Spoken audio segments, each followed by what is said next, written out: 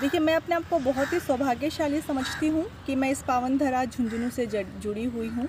मैं झुंझुनू की बहू हूँ, तो झुंझुनू से तो मेरा जो नाता है वो अमिट है। झुंझुनू में हम हमेशा आते रहते हैं, यहाँ हम लगातार आते रहते हैं, तो ऐसी कोई बात नहीं है कि मेरी सक्रियता अभी बढ़ी है। पिछले 15 सालों से हम इसी तरीके से हमारी जनता के बीच में आते हैं, लोगों के सुख दुख के साझीदार बनते हैं।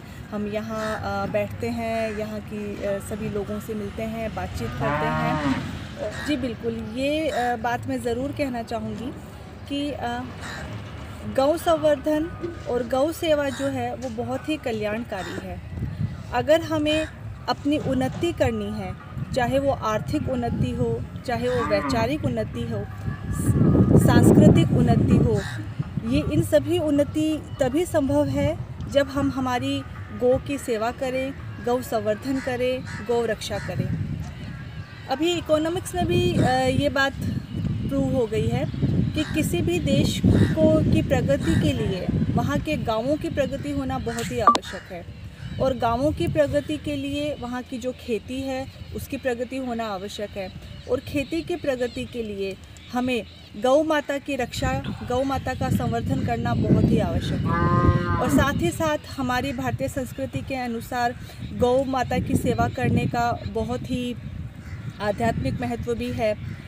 गौ माता में 33 कोटि देवी देवताओं का निवास होता है, तो हमें तो प्रातःकाल उठ के एक जैसे हम भगवान की पूजा अर्चना करते हैं, उसी तरीके से हमें गौ को भी गौ माता मान के, हमें गौ देवी मान के उनकी पूजा अर्चना करनी चाहिए। और एक डॉक्टर होने के नाते भी मैंने ये चीज़ महसूस की है कि जिसने भी गाय से नाता जोड़ा है उन्होंने रोग से नाता तोड़ा है।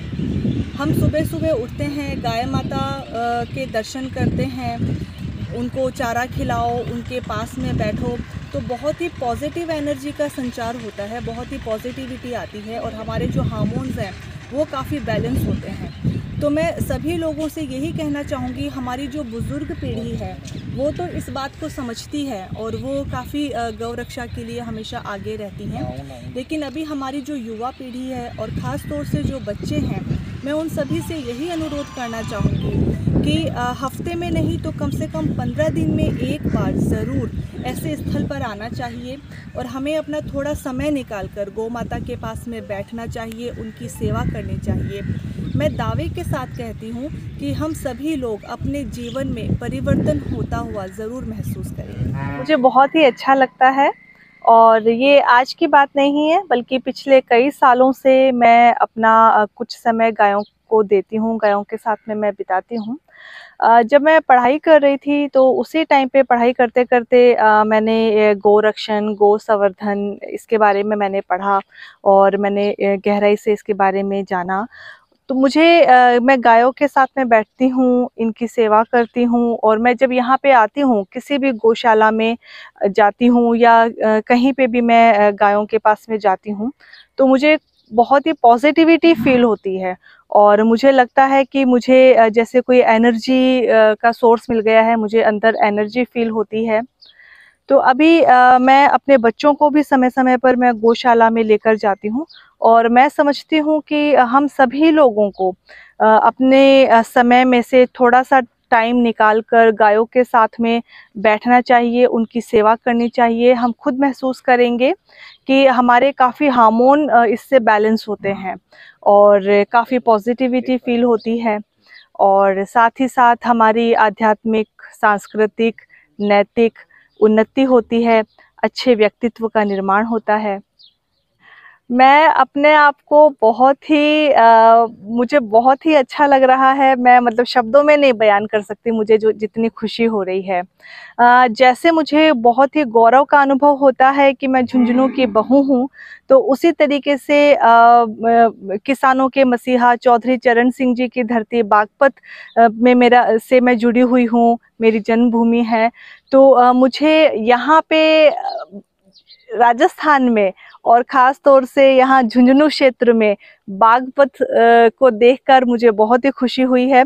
यहाँ पे लगभग मुझे लगता है 30-35 गांव के आसपास हैं जो इस बागपत की श्रेणी में आते हैं। तो मैं मेरे पीहर से निकलकर और ये मैं अपने दूसरे पीहर में यहाँ पर आई हूँ, तो मुझे बहुत ही ज़्यादा खुशी हो रही है, मैं शब्दों में भी नहीं बयान कर सकती। आज आपकी गौ सेवा यात्रा थी मैडम, आपकी आज ये झुंझुनू लोकसभा क्षेत्र में, और हम आज सारे दिन आपके साथ थे।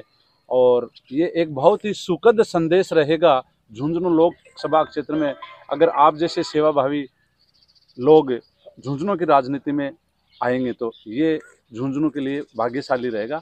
ये हमारे विचार हैं, आप कैसा सोच रहे हैं? जी बिल्कुल, मैं खुद भी ऐसा ही सोचती हूँ। जैसा कि मैंने बताया, मैं पिछले काफ़ी सालों से गौ सेवा से मैं जुड़ी हुई हूँ।